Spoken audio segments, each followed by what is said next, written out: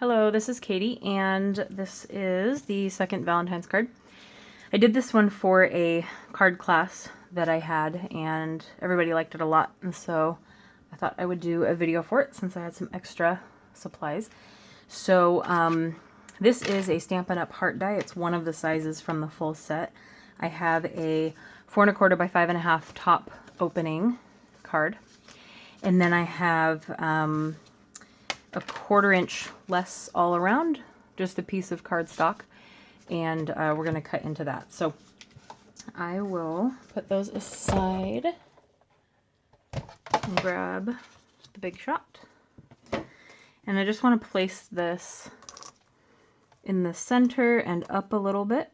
We're going to be stamping a sentiment below.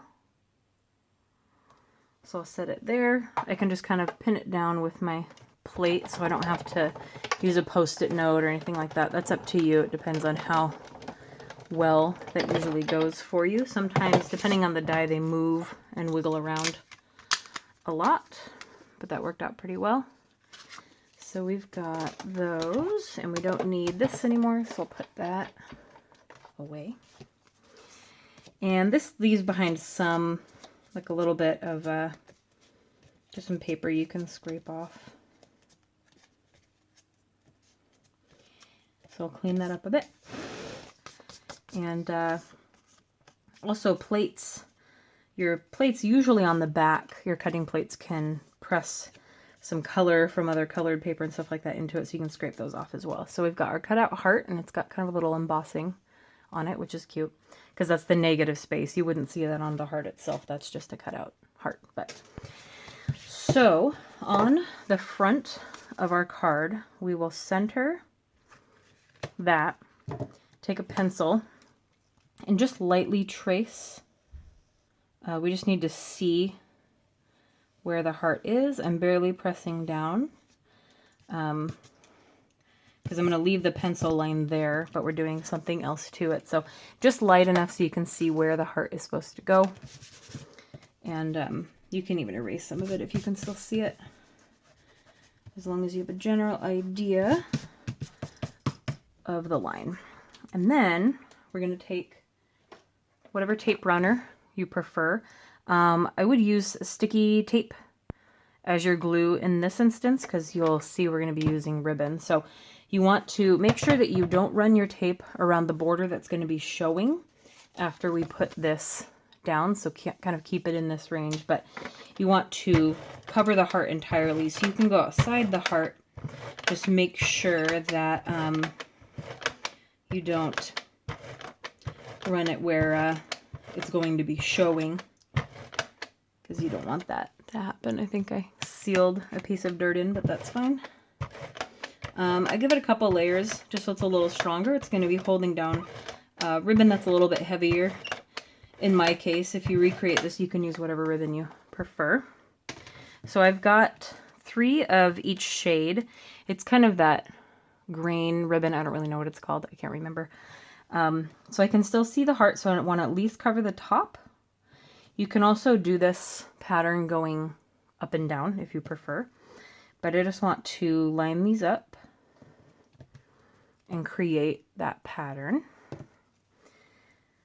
And I may not use all of them, but when I made these for class, I made 3 of each just to make sure I was covered. And then the ribbon is just long enough as well. It's not going to show when we set this piece over it as well.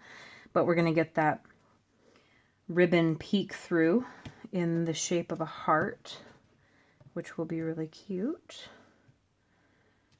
So we've got magenta, and I think really only need 6. I don't know why I thought 9, but I wanted to make sure there was enough. So it looks like we will cover it. So that's what it's going to look like, but we're going to raise it up on some foam. I have these scissors, which are a little bit better for cutting. You can trim any of the ribbon that might be threatening to peek out, or if you just want to get rid of some of the excess. But it should be okay.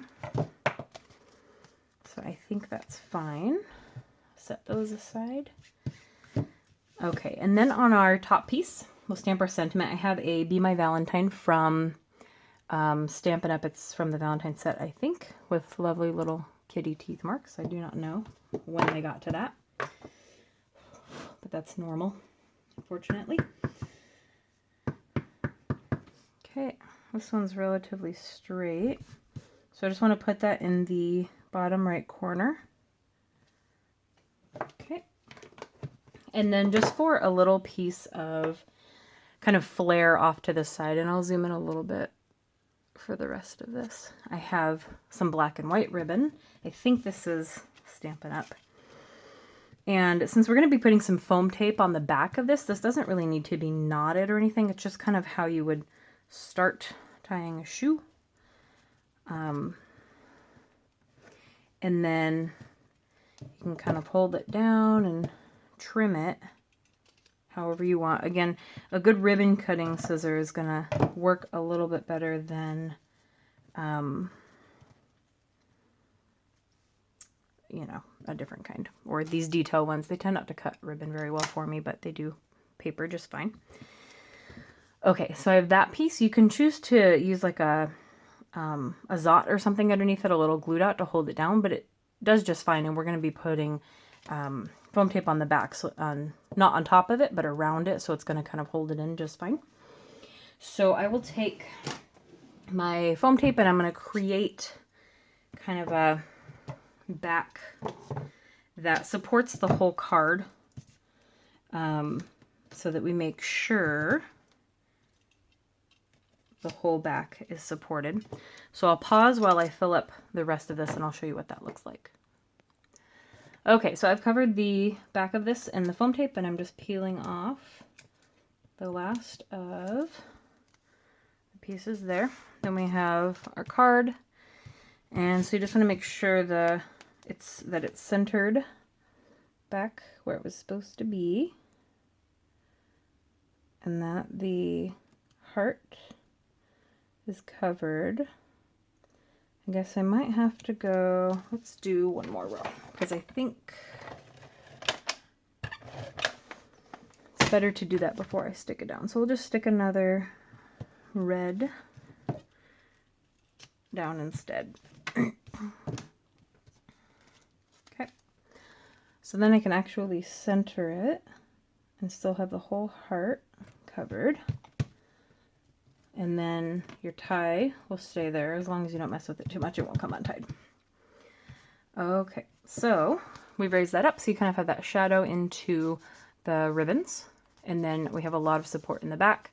So when you send something through the mail, you can either use that fun foam I've used in other videos to kind of cover the whole back. You could cut a fun foam piece the same as this and then cut that out of it to kind of size it, as long as you can get it centered right.